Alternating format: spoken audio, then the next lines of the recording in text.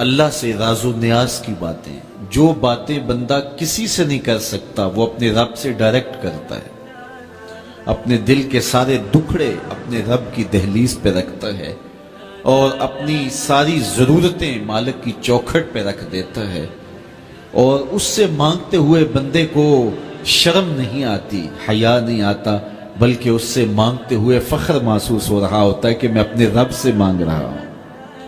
کسی اور سے مانگیں تو جھجک لگتی ہے، لیکن مالک سے مانگیں تو اپنائیت کا احساس ہوتا ہے کہ میں اس سے مانگ رہا ہوں، اس لیے کہ وہ ہمارا رب لگتا ہے، ہمارا اس سے ربط کتنا گہرا ہے۔ مسجد نبوی کا ایک کونا تھا اور ایک بندہ وہاں بیٹھ کے دعا مانگ رہا تھا۔ اس کے دعا کے لفظوں پہ غور کیجئے، اے اللہ میں تجھ سے اس لیے مانگتا ہوں کہ تو میرا اللہ ہے، تیرے علاوہ میرا ہے بھی تو کوئی نہیں۔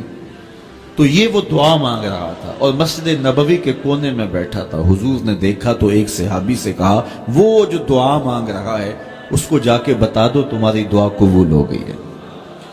وہ مانگ اس ڈھب سے رہا ہے۔ تو یہ دعا اپنے رب سے نیاز ہے، دعا خود عبادت ہے۔ جب تمہاری ضرورتوں کا کفیل وہ ہے تو پھر اس سے نہیں مانگیں گے تو کس سے مانگیں گے؟ اور جب اس سے بندہ مانگتا ہے تو پھر وہ مانگنے والے کی لاج بھی رکھتا ہے۔ ان ربکم حیی کریم یستحیی من عبدہ اذا رفع یدہ ان یردہما صفرا۔ تمہارا رب حیا کرنے والا کریم ہے، جب بندے اس کے سامنے ہاتھ پھیلا کے دعا مانگتے ہیں اللہ فرماتا ہے مجھے شرم آتی ہے ان کے اٹھے ہوئے ہاتھ خالی کیسے موڑوں۔ جب انہوں نے مجھ سے مانگا ہے تو میں نے بھی نہ دیا تو کون دے گا؟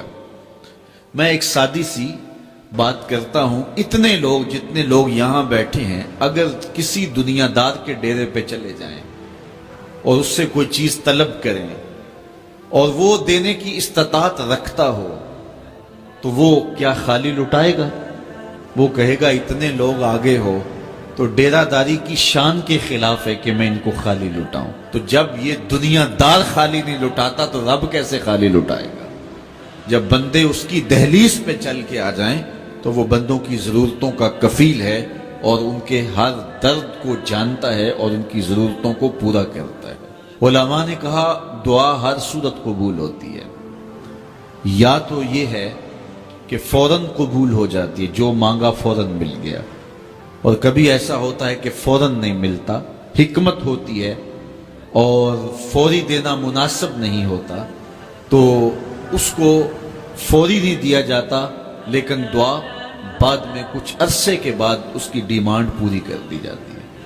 اور کبھی ایسا ہوتا ہے نہ فوری دیا جاتا ہے نہ بدیر دیا جاتا ہے، اس دعا کو ذخیرہ کر لیا جاتا ہے اور حشر کے دن اس کا بدلہ دیا جائے گا۔ اور روایت میں آتا ہے حشر کے دن جب ان دعاؤں کا بدلہ دیا جائے گا جن کا بدلہ دنیا میں نہیں ملا تھا تو لوگ آرزو کریں گے کاش کہ دنیا میں کوئی دعا قبول ہی نہ ہوئی ہوتی، سارے صلے آخرت میں ملتے۔ اللہ اکبر۔